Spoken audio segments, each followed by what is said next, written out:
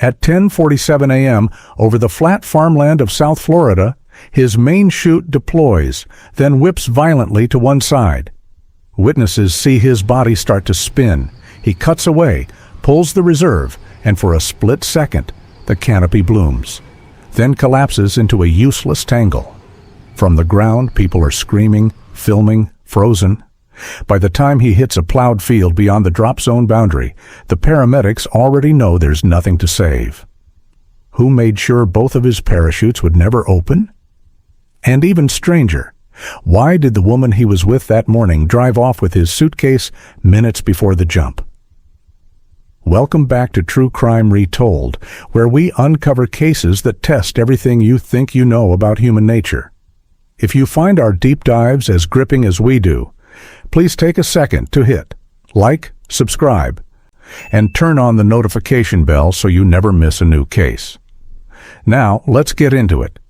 It would take detectives days to understand what happened in the sky that morning, and even longer to understand the woman now at the center of it all. Because to understand why she drove off with his suitcase, why she was even at that airfield, and why her name became tied to a millionaire's death, you have to start long before the jump. Amira Hayes grew up in Maple Ridge, Texas, the kind of place where the days felt long, the skies felt dry, and the future felt like something other people had the luxury to chase. The town smelled like dust, fried food, engine oil, and resignation. It was the kind of place where people went to work, came home, repeated the same routine, and convinced themselves they didn't want more. But Amira did, even as a kid. She looked at the world through a window. Everyone else seemed content to keep shut. Her mother raised her alone, overworked, underpaid, constantly exhausted, juggling 2, sometimes 3 jobs. She left early, came home late, and slept light.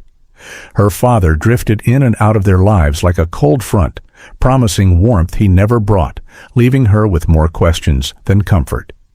By the time Amira turned 12, he had vanished completely, swallowed by whatever road he chased next. Her mother rarely spoke his name, and Amira learned quickly that some people made you stronger by teaching you never to rely on them. At 16, Amira was already working after school, not because she wanted responsibility, but because she wanted pretty things. She wanted the new phone the other girls had, the shoes that weren't from clearance bins, the nails that didn't chip after 2 days.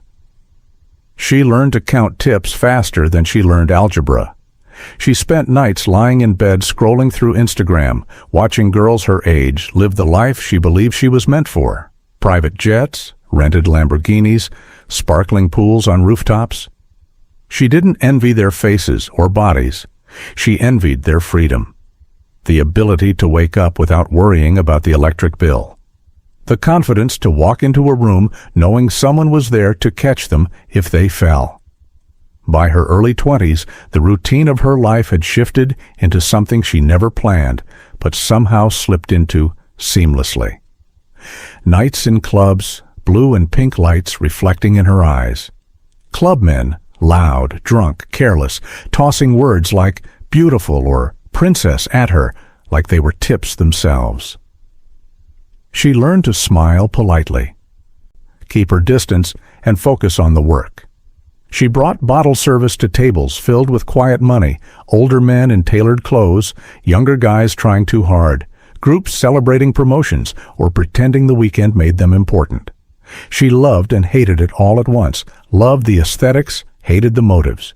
She was pretty enough to be invited, never powerful enough to own the room.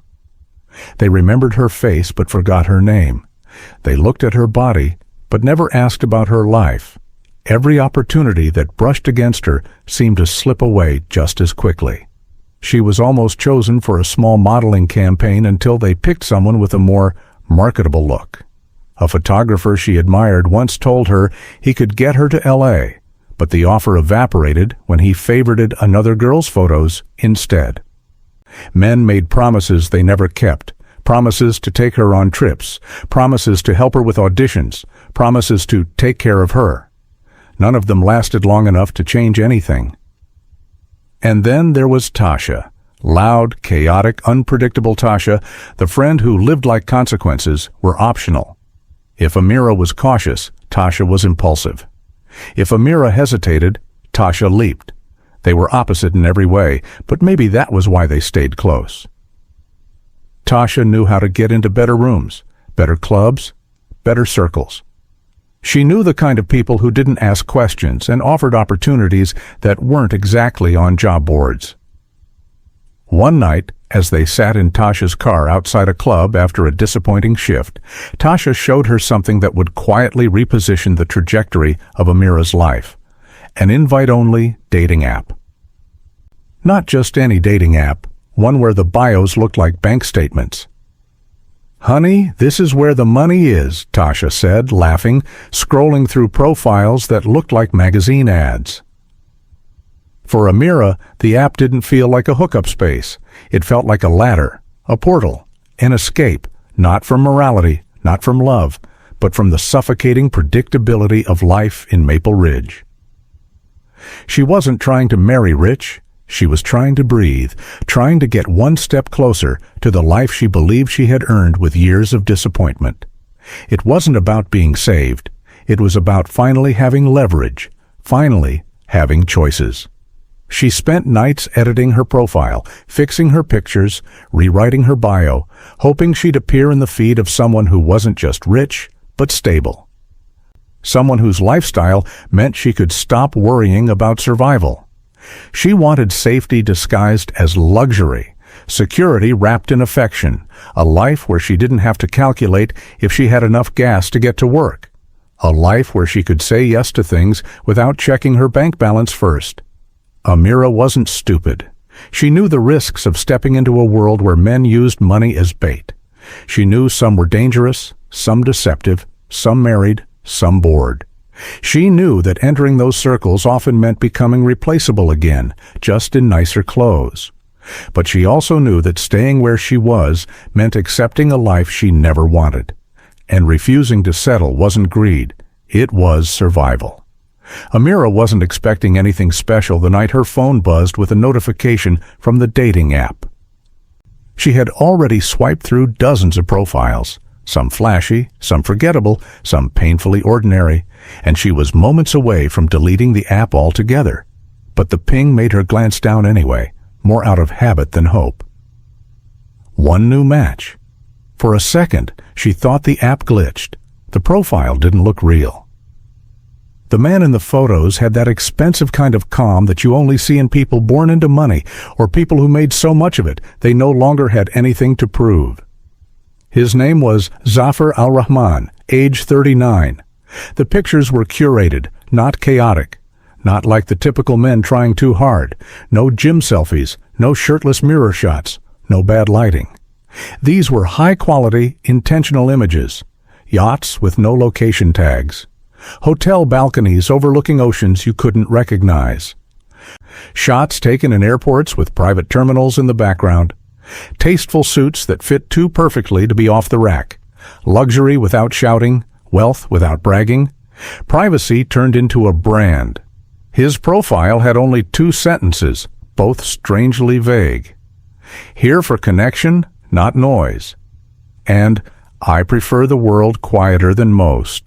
No emojis, no quotes, no list of hobbies. It was almost like he expected her to look him up, like the simplicity was meant to be an invitation to research him, an invitation to be impressed. And she was. Amira stared at his profile longer than she intended, trying to figure out what someone like him would want with someone like her.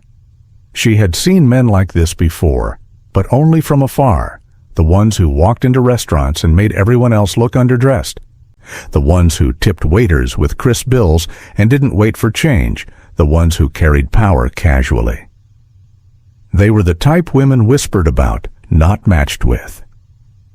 Before she could overthink it, a message arrived. "Hello, Amira." Just her name. Simple, confident, not thirsty, not overeager. It was the kind of greeting that felt surprisingly personal coming from a stranger. She typed back a hello, then hovered, unsure if she should say more. She didn't have to decide. He carried the conversation effortlessly. He asked about her day, but not in a generic way. He wanted to know what she worked on, how she spent her evenings, what she enjoyed, what she disliked. He spoke as if he was genuinely interested, not scouting for weaknesses. His tone wasn't rushed or flirtatious. It was patient, warm, almost deliberate. The messages flowed into longer paragraphs, longer questions, deeper answers. It was like he had studied the art of making a woman feel seen. And Amira had never been seen like that before. Within a few hours, they moved to voice notes. His voice was controlled and smooth, with a slight accent she couldn't place. Not fully Arab, not fully European, something in between. Elegant. He spoke slowly, thoughtfully, like he measured his words before releasing them. When she answered, he listened closely. He laughed softly. He repeated details she didn't realize she'd mentioned. If she told him about a childhood dream, he remembered it the next day.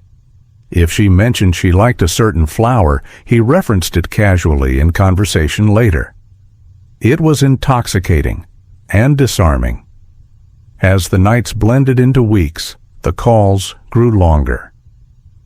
Video chat started, carefully framed. His background was always neat, always unfamiliar, always hotel-like. A skyline behind him, a marble wall, a plain luxury suite. His camera was angled intentionally, enough to show his face, never enough to reveal his full surroundings. Amira found it mysterious, but in a way that felt intriguing rather than suspicious. She liked that he felt international, like he didn't belong to one place. It made her feel like she was stepping into a story bigger than anything she'd lived before. Their first almost fight happened 2 weeks in. She asked him a simple question. "Have you ever been married?"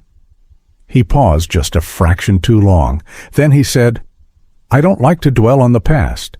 I focus on what's in front of me." The answer was evasive, but delivered with a smile. Before she could push, he flipped the conversation back to her. "Tell me about Maple Ridge again. You said something about wanting to leave someday?" And she let him redirect her, because she wanted him to. When Zafir finally decided to meet Amira in person, it didn't feel sudden. It felt timed, almost rehearsed, like every step of their connection had been designed to lead here. He texted her one morning saying he'd be flying into Miami for a series of meetings with energy investors and that he wanted to see her while he was in the States. The message was written casually, but Amira felt her stomach curl into a knot of excitement. It had been weeks of texting, voice notes, late-night calls, and the kind of conversations that made her feel like she was being peeled open slowly in the best way. Meeting him felt like stepping into a fantasy she'd been building piece by piece. She packed for Miami with the nervous precision of someone preparing for an interview they desperately needed to pass. She picked a dress she technically couldn't afford, but justified it as an investment in possibility. When she arrived at the restaurant he chose, she questioned whether she was underdressed. The place wasn't loud or flashy. It was quiet, dim, elegant, with soft music and staff that moved like shadows. The kind of place where people talked about business deals and trusts, not bills and schedules. Zafir arrived 10 minutes late, but in a way that felt intentional, not disrespectful. He walked toward her with the controlled confidence of someone who knew exactly how he appeared when he entered a room. He wore a simple black button-down shirt, with sleeves rolled to his forearms and dark tailored trousers. No watch, no designer logos, nothing screaming luxury, and yet everything about him whispered it.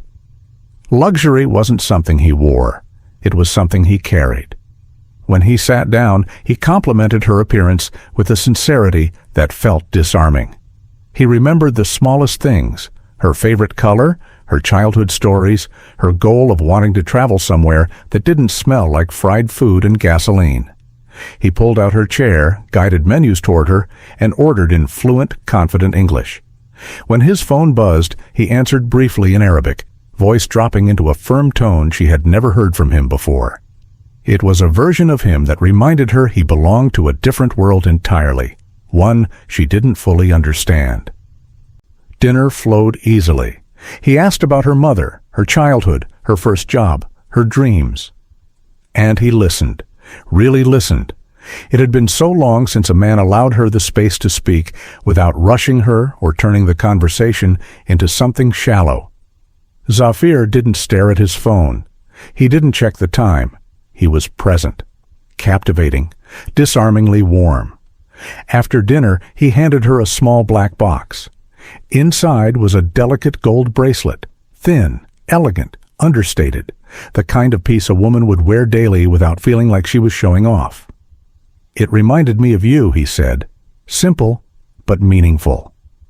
It wasn't extravagant enough to make her uncomfortable, but still expensive enough that she knew it wasn't something you bought for just anyone. It was the first time she felt like she belonged somewhere different, somewhere softer. But where there is charm, there are shadows. Ferris stood by the entrance of the restaurant, not eating, not socializing, simply watching. He blended in with the background, but never disappeared. He handled the valet ticket. He tipped the server. He carried Zafir's briefcase. He opened the car door. He existed like an orbit around Zafir, silent, controlled, professional. When he met Amira's eyes, it wasn't rude, but it wasn't warm either. It was analytical, as if he was taking inventory of her without ever speaking a word. The night unfolded with a kind of cinematic smoothness. Zafir took her for a quiet walk along the water, told her stories about traveling for business, stories about partnerships and investors and opportunities. But the details were always vague, the timelines blurred. He described journeys without naming cities, described meetings without naming companies. She noticed it, but every time she tried to push, he redirected the conversation with ease. "I don't want to bore you with technical things," he'd say. "Tell me more about Maple Ridge. Tell me what you want for your future."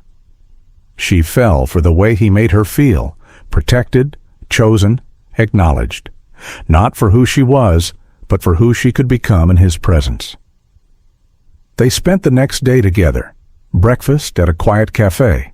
A drive through Brickell in a car she couldn't name. He talked about his love for privacy, how he avoided social media, how he disliked crowds. "I prefer my world quiet," he said. "Noise distracts from purpose." It sounded wise, philosophical. And she believed him because he delivered each word with the confidence of a man who had lived enough to mean it. Yet even during these moments, the boundaries appeared. They formed the invisible fence around him, one Amira wasn't meant to see, but inevitably did. When she called him late at night after he returned to his hotel, he didn't answer. The next morning, he apologized with, "Meetings ran late. I fell asleep." When she asked where he was staying, he gave the name of the street, not the hotel. When she suggested they meet again before he left Miami, he told her his flight was uncertain. Everything about him felt tangible when he was in front of her, and distant the moment he left her sight. It was a push and pull so gentle she almost missed it. Another boundary. He paid almost exclusively in cash. Crisp bills, exact amounts. He never waited for change, never signed receipts. She found it odd but rationalized it. Men with money often preferred privacy, right? The inconsistencies grew, but so did her desire to trust him. When she said, "I thought you said you didn't like New York, but you were just there last week," he smiled, leaned forward, and said, "Business doesn't always respect preferences." Smooth, charming, impossible to argue with. And she didn't, because she didn't want to. The first few weeks after Miami felt like a dream Amira didn't want to wake up from. Zafir messaged her often, called her late at night, sent her good morning voice notes that sounded like warmth wrapped in silk. He made her feel desired, chosen, important. But slowly, quietly, that dream began to shift. It didn't break all at once. It cracked the way ice cracks under pressure. Softly at first, then in patterns that only become obvious when you're standing back, looking at the whole frozen surface. Months passed, and Zafir's trips to Florida became more frequent. Each trip came with a text message that felt like a spark. "I'm landing for 2 days," or "I want to see you," or "Clear your evening." Amira would rush to rearrange her life around him, switch shifts at work, cancel plans with Tasha, push aside anything that didn't involve him. She felt important, needed.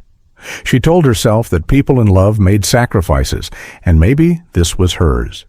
But every trip he made was short, almost rushed. He'd arrive with expensive gifts, luxury perfume, jewelry delicate enough to feel personal, a soft cashmere scarf she would never buy for herself. Even a wrapped present for her mother that made her blush with gratitude. "He thinks of your family," her mother whispered. "Maybe he's serious." And for a moment, Amira believed that too. She saw him win over waiters with large tips, charm hotel staff with warm smiles, and greet strangers with polite nods like he'd mastered the art of appearing gracious without revealing anything real. He took her to nicer restaurants, walked her through hotel lobbies lined with marble, held her waist in ways that made her feel protected, wanted. He created a world for her that felt safer than anything she had known. But it was a world she only entered when he allowed her in. When he left, that world disappeared with him. Still, she adapted. Bit by bit, she adjusted her life to fit the rhythm of a man who never adjusted his for hers. She stopped giving her number to men who approached her at the club. She turned down modeling invitations she once would have begged for. She went from imagining a future in LA to imagining a future in Dubai, a place she had never been, a place she only saw in his carefully controlled video backgrounds and vague descriptions. She started Googling apartments in Dubai, researching work visas, daydreaming about living in a city where skyscrapers touched clouds. But while she leaned in, something in him stayed pulled back. And Ferris, he was always there, always hovering, not like a friend or bodyguard, but like a quiet shadow fulfilling tasks without ever expressing an opinion. He booked Zafir's flights with silent efficiency, walked a few steps behind him in hotel lobbies, carried briefcases without being asked. Whenever Amira approached during one of Ferris's phone calls, the conversation dropped immediately into silence. Not paused, terminated, as if whatever he was discussing was not for her ears. He didn't smile at her. He didn't dislike her either. He simply watched her, assessing, analyzing, measuring.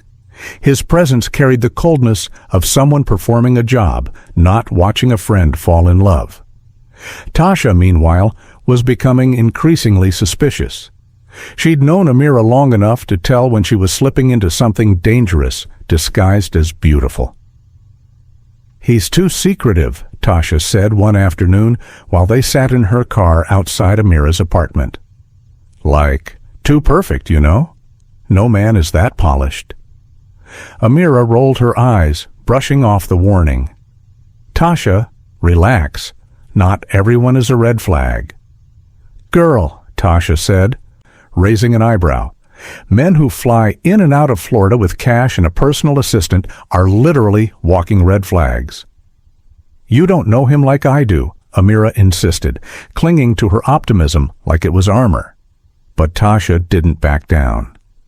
"Guys with that much money? They don't come alone. You're not the only girl. Sorry."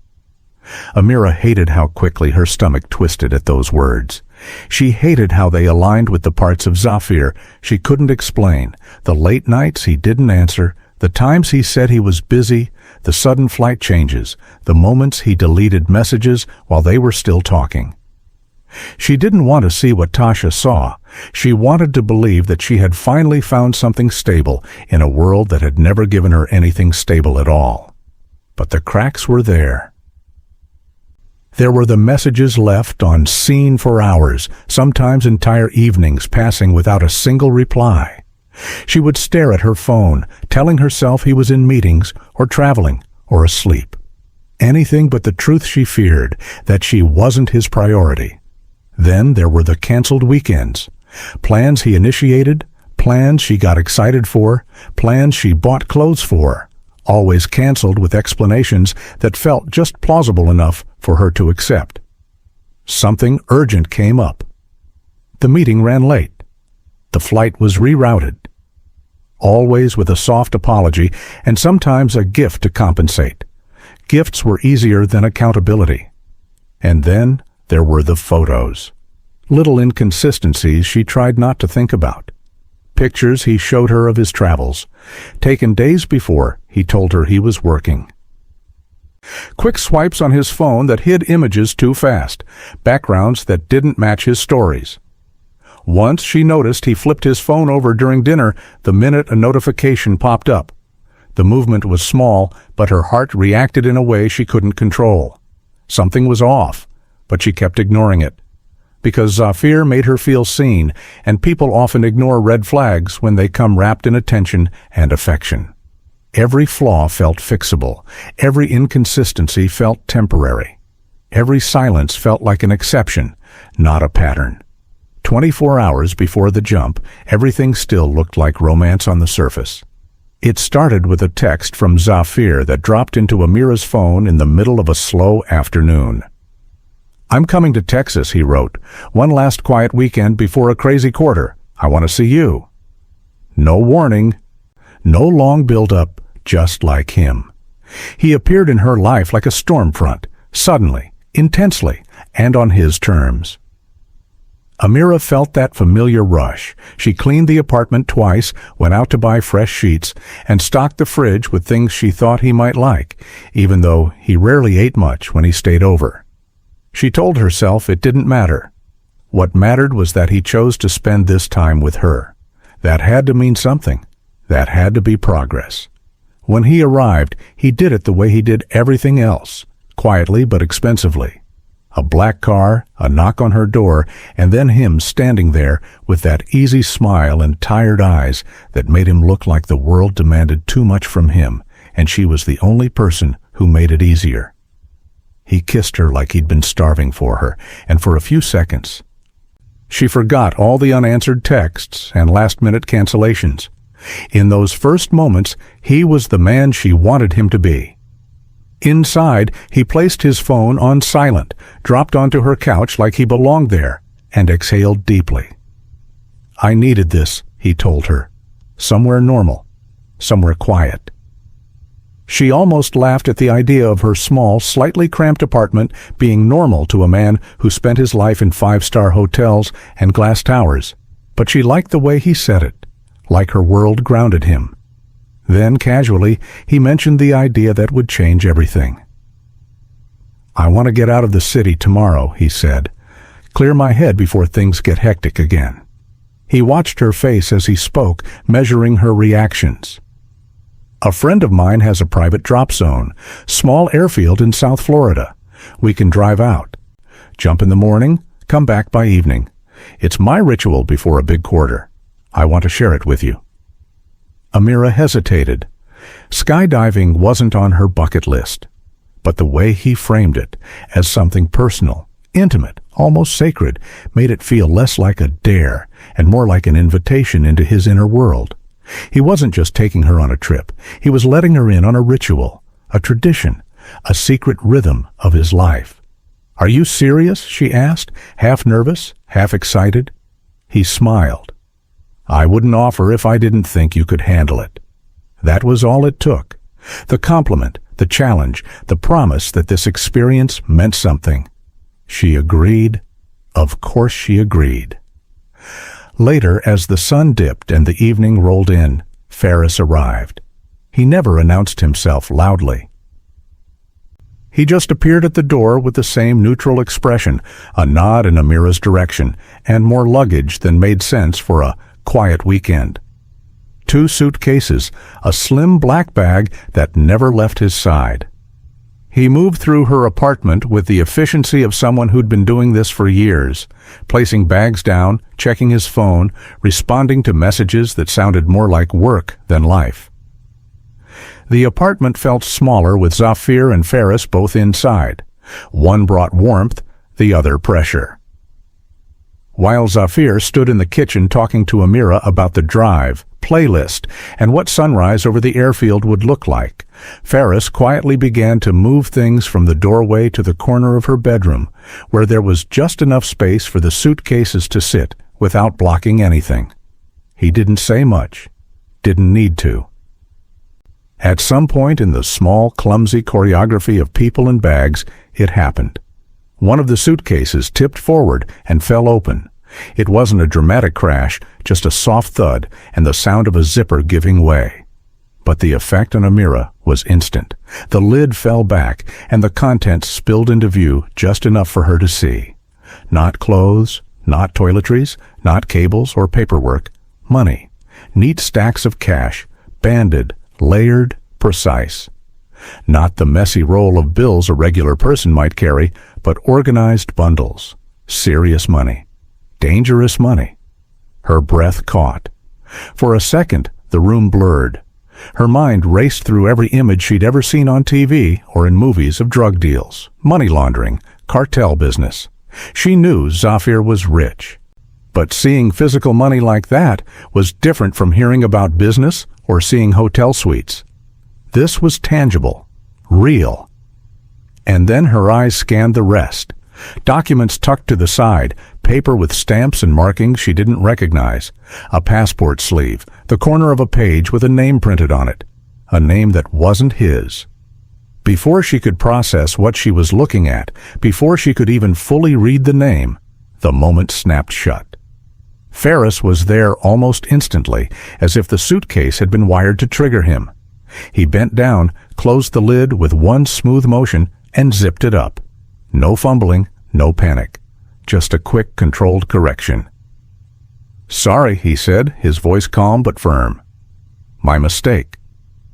He straightened up, moved the suitcase back into position, and avoided eye contact like nothing unusual had happened. Amira's heart was pounding. Her eyes flicked to Zafir. He had seen it too.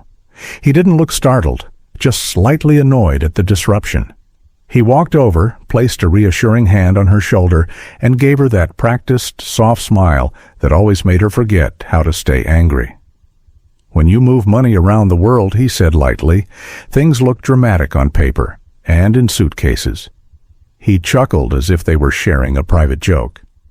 "It's business, nothing more. You know how it is." She didn't know how it was, not really, but she wanted to believe him, and he sounded so casual, so unconcerned, that it made her feel foolish for reacting. So she laughed weakly, nodded, and tried to ignore the tiny alarm bell ringing at the back of her mind. The night went on, but the suitcase might as well have grown eyes. It sat in the corner of her bedroom, closed and silent, but it pulled at her attention like gravity. When she brushed her teeth, she could see it in the mirror. When she changed into pajamas, she glanced at it. When she turned off the lights, the faint outline of it shadowed the wall. Zafir fell asleep quickly, his breathing even and unbothered. Ferris stayed in a hotel nearby. The apartment grew quiet. The only sounds were the hum of the fridge, the distant traffic, and the racing thoughts in Amira's head. She lay awake, staring at the suitcase. She thought about her life, about Maple Ridge, about the years spent counting tips and scrolling through the lives of girls who never had to think twice about rent. She thought about her mother's tired hands, about promises men had made and broken without guilt. About the time she had come close to something better and watched it slip away.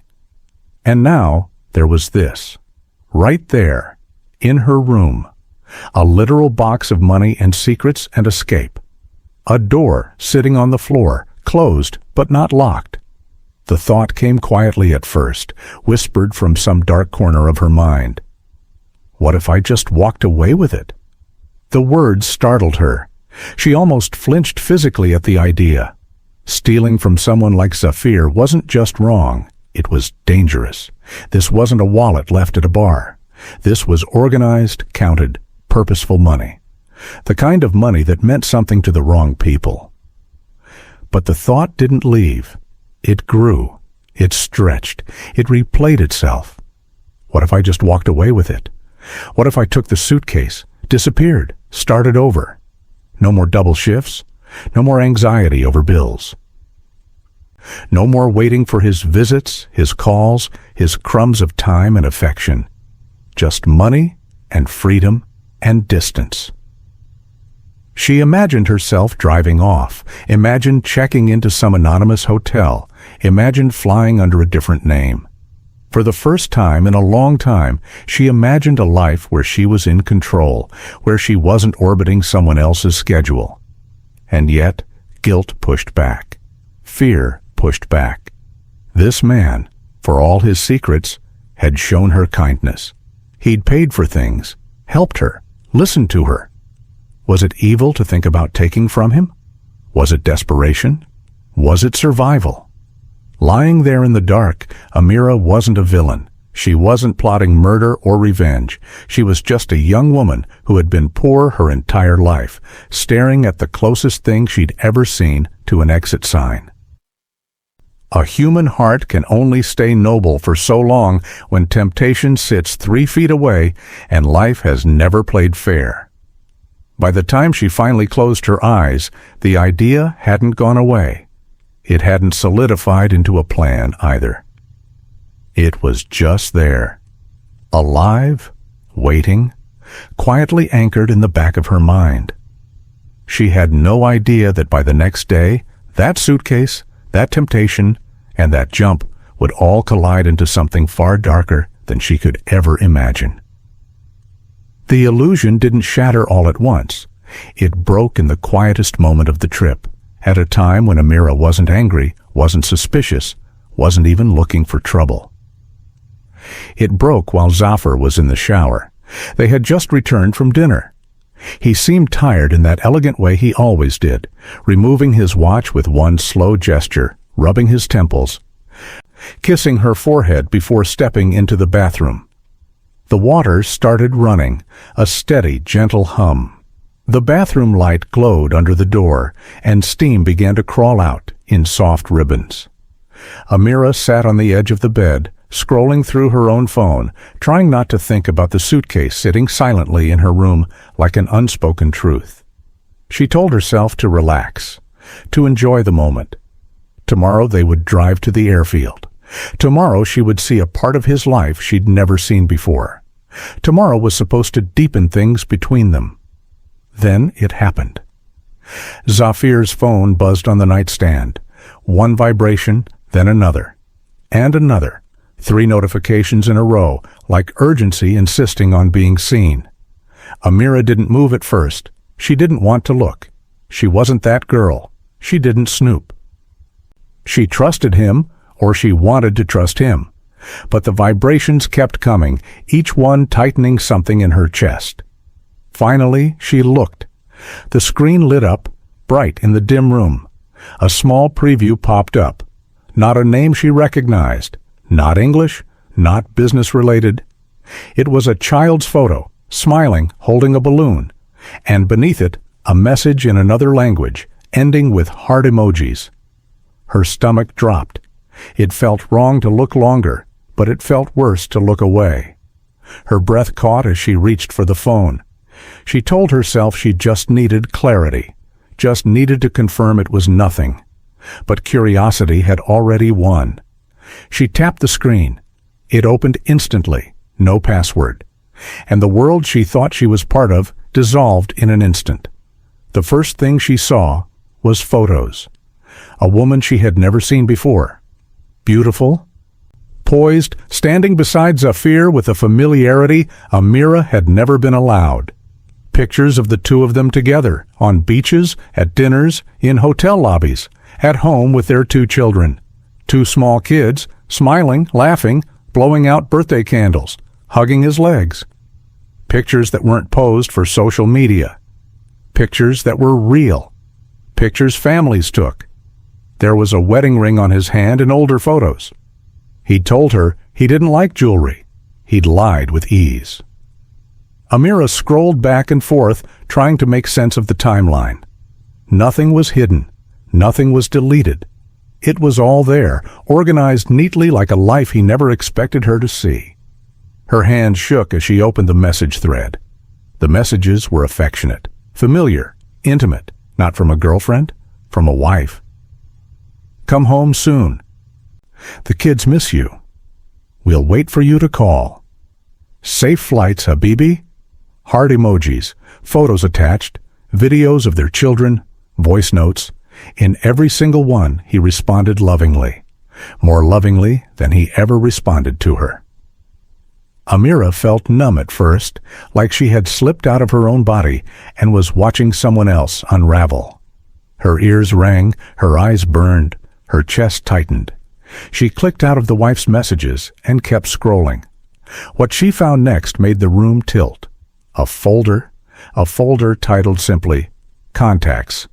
Inside were names of women in different cities, saved under nicknames, flags, initials, emojis. Women in London, New York, Paris, Manila, Doha. Women who received the same kind of messages Amira did. Promises of soon, promises of you're the only one who understands me.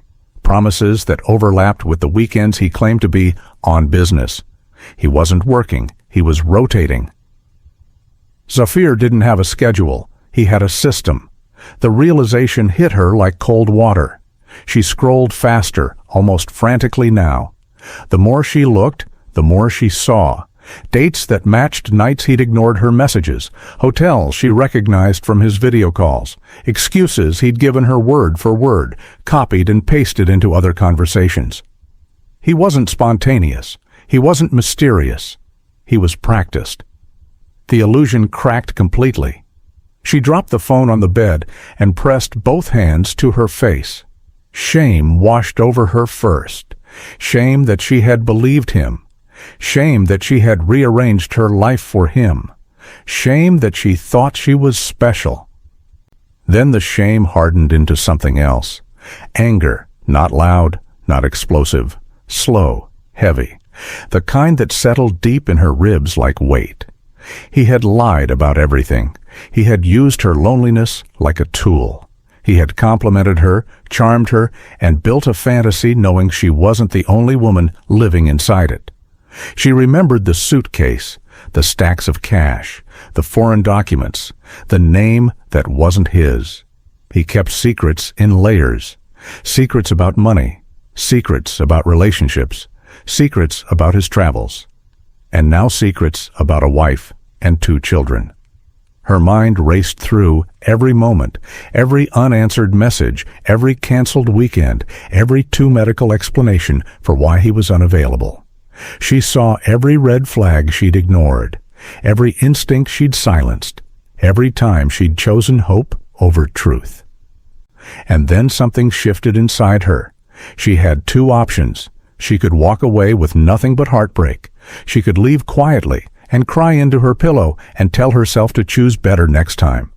Or she could take something back, not revenge, not violence, not anything dark, just equity, payment, compensation for the time, trust, and vulnerability he had stolen from her. She wasn't thinking like a criminal. She was thinking like someone who had been played too many times and finally snapped into clarity. He was in her shower, humming beneath the hot water, unaware that the illusion had shattered. Unaware that Amira was no longer the soft, grateful, hopeful girl he had shaped with attention and mystery. Unaware that the suitcase in her bedroom had transformed from a temptation into a possibility. Amira wiped her eyes. For the first time since meeting him, she wasn't imagining a future with Zafir.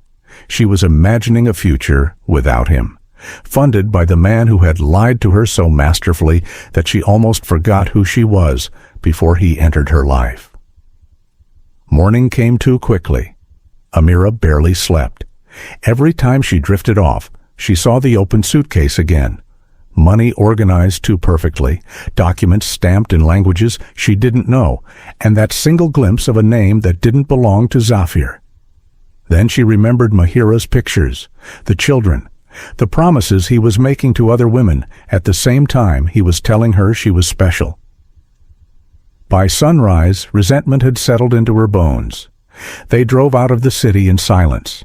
Zafir played soft music and rested his arm on the window, looking relaxed, almost peaceful. As the miles of South Florida highway stretched ahead of them, Amira watched him from the passenger seat, wondering how the same man who kissed her forehead last night could lie as easily as he breathed. He looked so untouched by guilt, so unbothered by her silence, that it made her feel invisible. The closer they got to the airfield, the more the world changed. The road narrowed, the sky opened up. Planes buzzed overhead, small ones, the kind used for hobby jumping. As they pulled into the gravel lot, Amira felt the wind hit her face, warm, sharp, carrying the smell of fuel and grass. People were scattered around, laughing, tightening helmets, stretching limbs, taking selfies before their jumps. It was lively, energetic, a world built on adrenaline. Zafir stepped out of the car like he belonged there, like this was his sanctuary. "This," he said, looking out over the runway with something that almost looked like reverence, "is where I feel closest to God." He smiled over at her. "You'll understand when you jump." She didn't respond. She couldn't. Her throat felt tight. Inside the hangar, rigs hung in long rows like strange mechanical wings. The room smelled of nylon and metal and wind. Instructors moved with practiced efficiency, checking straps, adjusting helmets, packing main canopies by hand. The sound of fabric whipping through fingers echoed across the space. Zafir's personal rig sat on a bench near the corner, jet black, sleek, clearly top tier, not rental equipment. A professional rigger must have packed it beforehand. Everything looked polished and precise. Ferris was already inside, standing near the manifest counter. He was signing papers, handing over cash, tapping through his phone with quick movements. He acknowledged Amira with a nod. Nothing more. As always, he looked calm, observant, and detached, like he knew everything happening in the room and none of it surprised him. Amira followed Zafir into the packing area, her stomach churning with anger and heartbreak. She watched him laugh with an instructor, watched him slip into the jumpsuit, watched a man she loved clip himself into gear like someone who trusted his life to routine. She stood behind him, silent, boiling inside. When he turned his back to her to adjust his harness, something shifted in her mind. The vulnerability of that moment hit her like a physical force. His shoulders were bent slightly, his neck exposed, his hands busy with buckles and straps. She saw the man who lied to her, the man with a wife, children. Women in multiple cities, a suitcase full of money he couldn't explain, a phone full of secrets he never planned to reveal. And for one terrifying second, she imagined touching the back of his rig. Just brushing the straps, maybe loosening something, maybe not enough to kill him, but enough to scare him, enough to hurt him the way he hurt her. Her fingers twitched, her breath stuttered. She stared at the rig, the reserve flap neatly sealed, the main canopy lines tucked precisely, the handles secured. It was all foreign and intimidating, nothing like the movies. She didn't know where anything was, didn't know how anything worked, didn't know what could be undone quietly and what would be obvious sabotage. Her hands rose without her permission. She gripped a strap lightly, her fingers brushing the nylon. Zafir didn't notice. He was too busy tightening the chest clip. In that instant, her imagination spiraled. She pictured herself undoing something, turning away and letting him walk toward the plane, clueless, letting gravity do the rest. But the thought only lasted a breath, because with the next inhale, reality hit her hard. She didn't know enough about skydiving rigs to touch anything safely. One wrong movement would be obvious, caught on cameras, witnessed by instructors. If he died, when he died, her fingerprints would be everywhere. And murder wasn't in her, not even now, not even angry. She let the strap go. Her hand dropped back to her side like dead weight. And with that single motion, the anger shifted into something else, something colder, smaller, more practical. She didn't want to kill him. She wanted to leave him. She wanted her life back, and maybe finally a piece of the power she'd never been allowed to have. She looked around the room, saw Ferris talking with an instructor, saw Zafir walking toward the exit with other jumpers, saw the energy shifting toward the runway. It was now or never.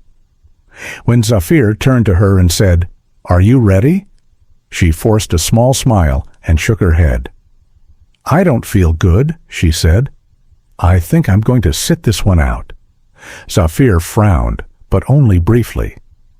"Stay in the hangar. Rest. I'll be back soon." He kissed her cheek, already distracted, already thinking about the sky. Then he walked toward the runway, harness jingling, steps confident. The instructors called his name for manifest. Ferris stood by the door, watching them board the plane. Amira slipped out the side entrance. She didn't run at first. That would draw attention. She walked casually across the lot, moving with the slow, careful grace of someone pretending they weren't doing something wrong. When she reached her car, her hands trembled. She opened the trunk, stared at the suitcase. This wasn't revenge. This wasn't malice. This was balance, payment for years of lies and decades of struggle and the humiliation she endured last night. She lifted the suitcase with both hands. It was heavier than she remembered. She placed it in her trunk, heart pounding hard enough she could hear it. She closed the trunk softly. Then she got into the driver's seat, started the engine, and pulled out of the lot. She expected someone to shout, for alarms to go off, for Ferris to appear in her rearview mirror, but no one followed. No one noticed. The last thing she saw in her mirror was the small plane lifting off the ground, carrying Zafir toward the sky. Amira drove away, shaking, crying, laughing, terrified, thinking the worst thing she'd done was steal his money. The sky over the South Florida airfield looked deceptively calm, wide stretches of blue broken by streaks of pale clouds drifting lazily across the morning sun. But the wind was stronger than usual, sharp enough that the instructors decided the jump would be from a lower altitude. No scenic freefall, no slow glide. Just a quick hop and pop, exit the plane, deploy immediately, keep it simple. Zafir didn't mind. He liked the sky in any form. He stood near the open door of the small plane, staring out with the relaxed smile of someone stepping into his element. He looked alive up there, more alive than he ever seemed on the ground. He flexed his fingers inside his gloves, rolled his shoulders once, and glanced at the altimeter strapped to his wrist. The plane buzzed loudly, vibrating through the thin metal walls. Beneath him, the patchwork of fields and roads stretched outward like a map, waiting to swallow him whole. He didn't know Amira was miles away, driving in the opposite direction with a suitcase in her trunk. He didn't know the life he'd been carefully balancing, wife, children, girlfriends, money trails, was seconds from collapsing. He didn't know that this jump wouldn't give him the clarity he always claimed it did. The plane leveled out. The door opened fully. Wind rushed in, cold and fierce. The instructor gave the nod. Zafir stepped out into the sky. For the first second, everything was normal. His body arched perfectly, belly to earth, the wind roaring across his suit. He reached for the pilot chute handle, ready for the immediate deployment required in hop and pop jumps. Then the main canopy burst from its container. And something was wrong. From the ground, onlookers saw the problem instantly. The canopy deployed, but instead of blooming open into a full, stable rectangle, it twisted violently, lines coiling around each other like snapped wires pulled tight. The parachute choked itself mid-air, half-inflated, spinning Zafir, in a jarring spiral. It whipped left, then right, collapsing into a tangled mess above him. A few spectators gasped. One of the experienced jumpers shouted, "Line twist! Bad one!" But even he knew this wasn't a typical tangle. Something about it looked too tight, too organized, almost intentional. Up in the air, Zafir was fighting for his life. He kicked his legs outward, trying to break the spin. He pulled hard on the risers, attempting to force the lines apart, but they held fast. His altimeter beeped sharply, losing altitude too quickly, too fast to gamble on fixing anything. He cut away, the main canopy detached, whipping violently before flying off like a dead moth in the wind. This should have been the moment his reserve chute saved him. Reserves are designed to work. Reserves are inspected. Reserves do not fail. He pulled the reserve handle. It popped. The reserve exploded outward with a quick, forceful snap, and for a second it opened. A collective sigh rippled through the ground watchers. Then the sigh turned into confusion, and then into horror, because the reserve didn't inflate fully. It blossomed halfway, shuddered, then folded asymmetrically like a broken wing. Instead of catching air, it crumpled in on itself. The lines dangled wrong. The risers hung too loose. The canopy flapped violently, never stabilizing. From the ground, it looked impossible. 2 parachutes failing? Not in this lifetime, not in a million jumps. Zafir's body spun again, harder this time, faster. He clawed at the rig, grabbing at the risers, trying desperately to coax some semblance of control. But at this point, the sky had already stopped listening to him. Altitude screamed past him, free fall again. No time left. The last seconds were a blur, earth rushing upward, air tearing at his face, the reserve fluttering uselessly above him. Then the field rose to meet him in a violent final impact. Silence. A heavy, awful silence. Then the screaming started. Before we continue, I just want to say, if you're still here listening to this story, thank you. This is a new channel, and honestly, every view, every like, every subscription means the world.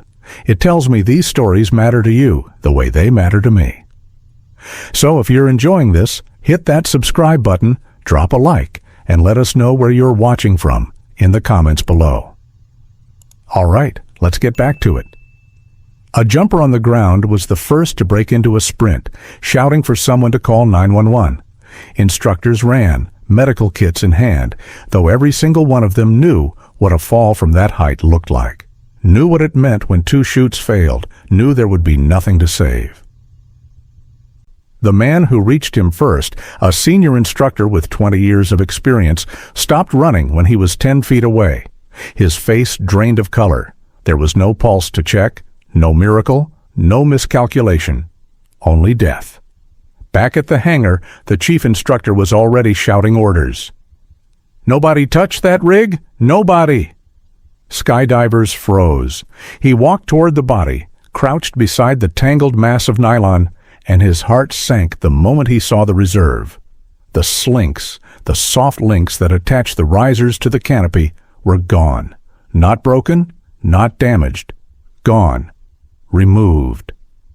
He felt the blood drain from his face. This wasn't a malfunction. This was tampering. He looked around the field, his voice wavering as he yelled for the staff not to touch anything. "Back up. This is a crime scene until proven otherwise." Within hours, sheriff units arrived, then state police, then investigators. The gear was photographed, tagged, and seized.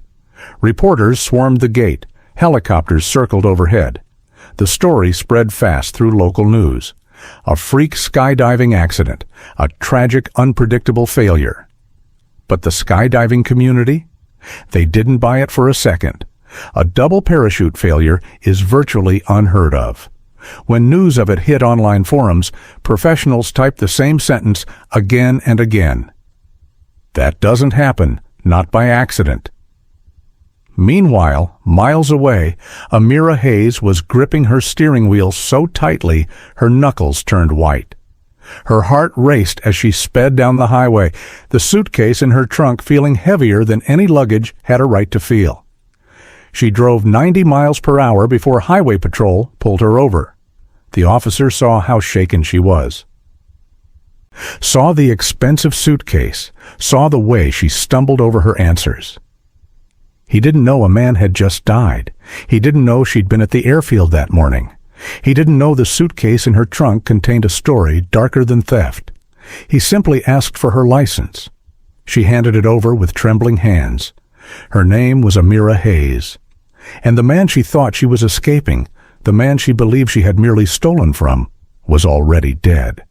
She just didn't know it yet. Amira expected handcuffs. She expected accusations, lectures, maybe a court date for theft. But when detectives escorted her into the cold, windowless interview room, she still clung to the belief that this was about the suitcase. She didn't ask for a lawyer. She didn't try to lie. She was scared, yes, but she believed she could explain herself.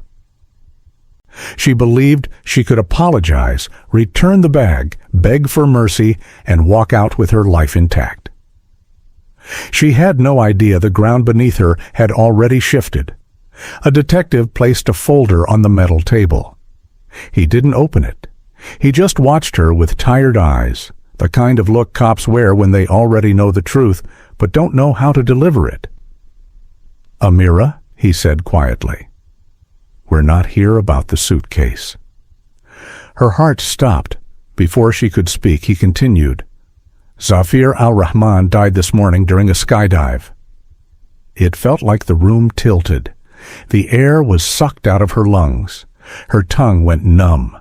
For a moment, she didn't hear anything. Not the buzz of the fluorescent lights, not the second detective shifting in his seat. Just silence. Pure, crushing silence. "What?" she whispered. "He died," the detective repeated.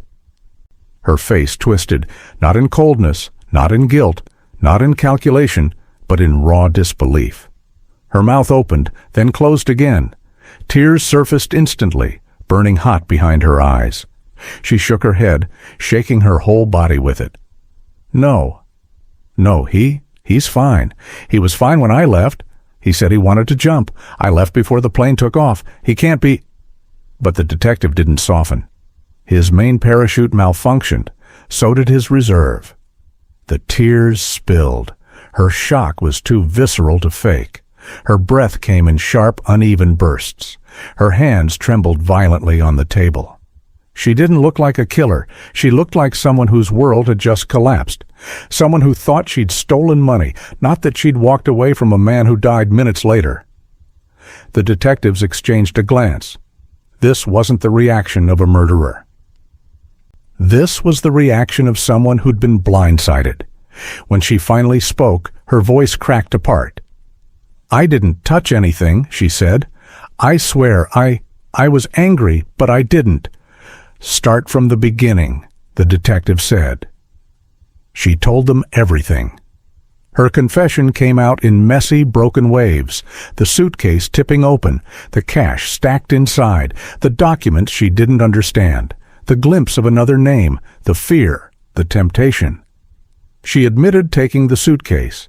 She admitted arguing with Zafir after discovering he was married.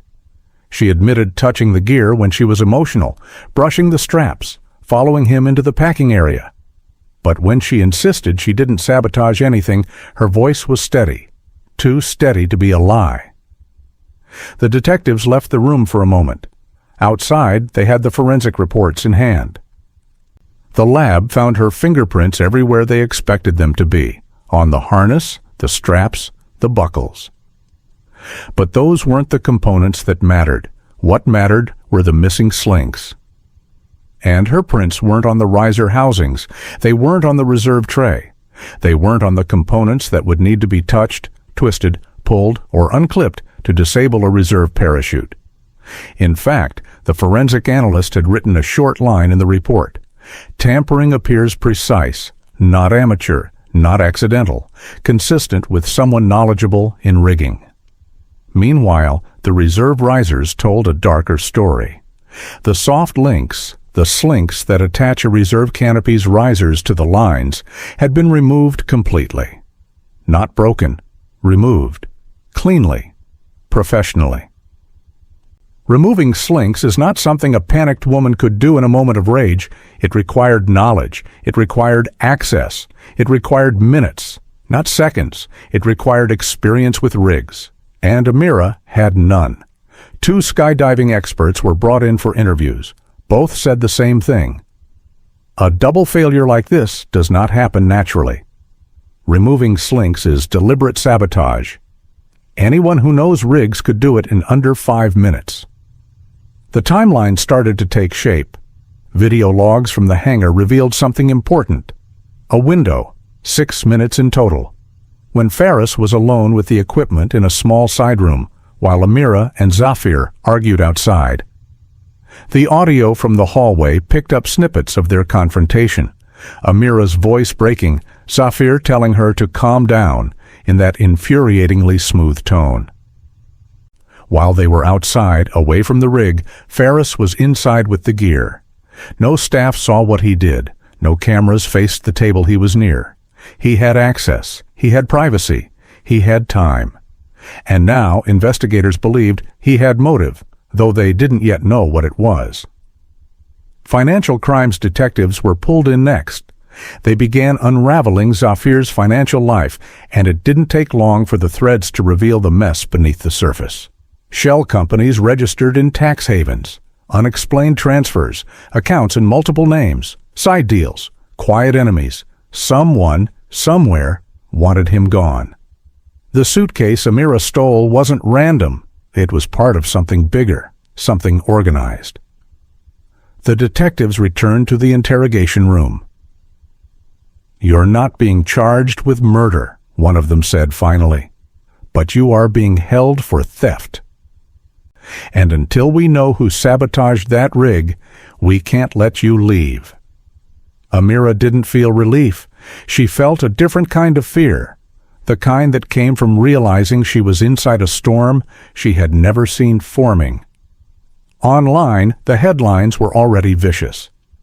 Gold digger girlfriend arrested after millionaire's fatal skydive.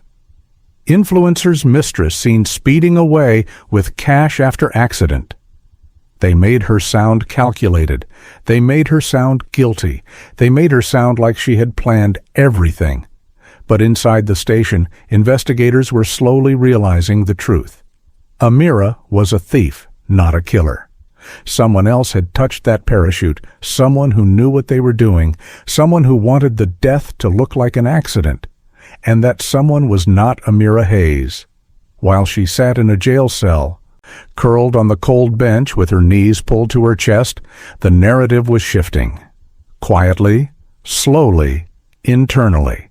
The spotlight was beginning to turn away from the young woman with the suitcase, and toward the man who disappeared from the drop zone immediately after the fatal jump. Faris. But Amira didn't know that yet. All she knew was that the life she thought she was escaping had transformed into something even darker, and she was trapped in the middle of it, painted as the villain in a story she didn't write.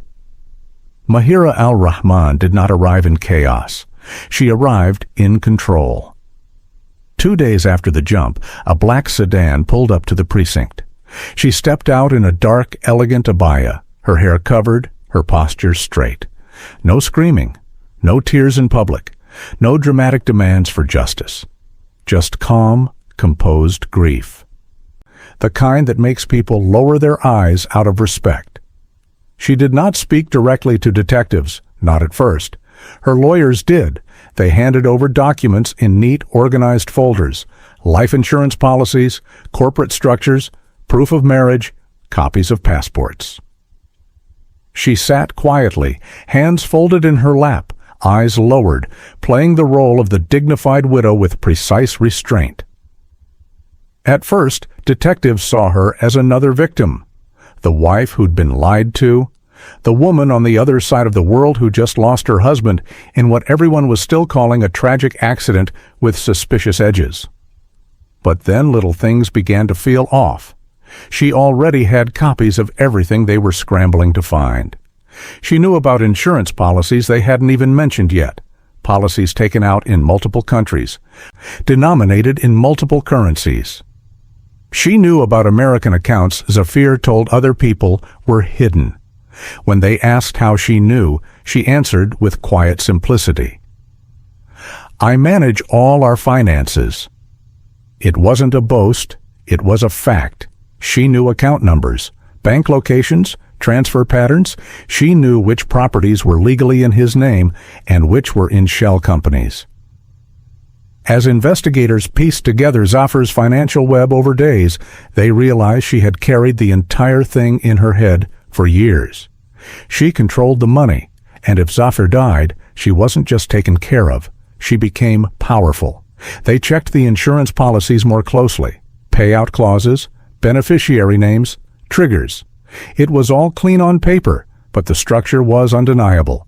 If Zafir died unexpectedly, Mahira would not only be financially fine, she would be significantly better off than she'd been while he was alive and scattering money on side projects and side women.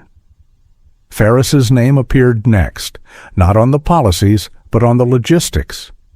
Phone records showed near constant contact between Mahira and Ferris in the weeks leading up to the trip.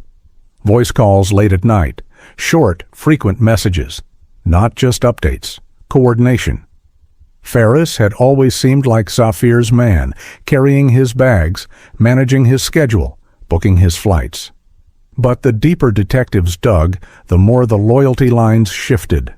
The accounts Ferris used were tied back to entities Mahira controlled.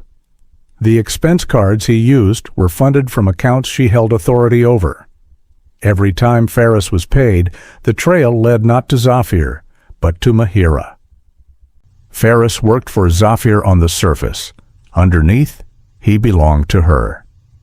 Through quiet conversations with people who had known the couple in Dubai, a picture began to form. Mahira wasn't the oblivious wife. She wasn't the fragile woman betrayed and broken. She was sharp, calculating, patient, a woman who had watched her husband cheat, lie, and scatter assets across countries for years, and quietly taken note of everything. Then came the transfers. Financial investigators traced a series of movements before the Florida trip. Funds drained from accounts Zafir regularly accessed, shuffled into others, consolidated under Mahira's control. The suitcase Amira saw full of money at the apartment in Texas? The record suggested something brutal, that it was never truly full by the time Amira took it. Most of the money it was supposed to contain was already gone. Moved, reallocated, protected. The suitcase wasn't a treasure chest. It was bait. The more investigators dug, the more the coincidences started to feel like choreography. That notification Amira saw on his phone, the child's picture, the hearts, the perfect crack in her illusion at the exact moment she was alone with his device? Cybercrime specialists couldn't prove it, but they found something interesting. The message that triggered her spiral had come from an app account registered less securely than Mahira's other communications. It had been created only months earlier. Some of the metadata looked off.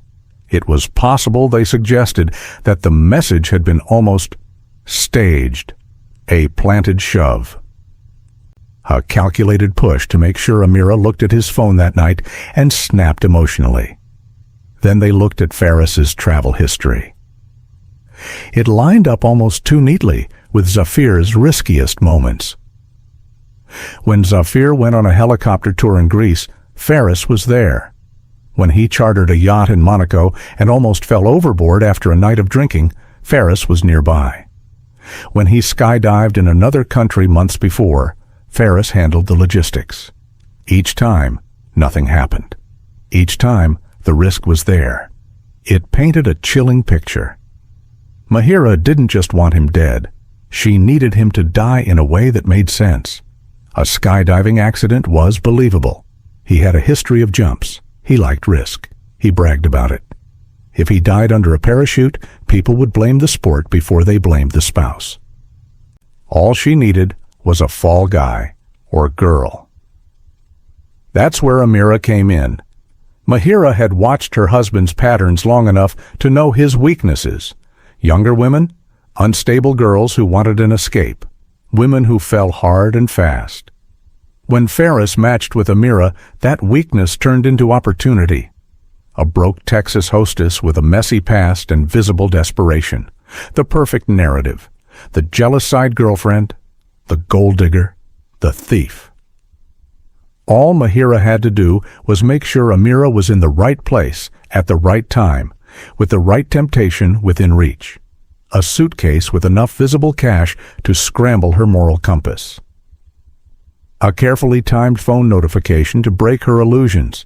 A skydiving trip framed as intimacy. And a rig sabotaged by someone who knew exactly how to make a reserve fail. In the end, the story almost wrote itself. He cheated. She found out. She snapped. She tampered with his chute. She stole the money and ran.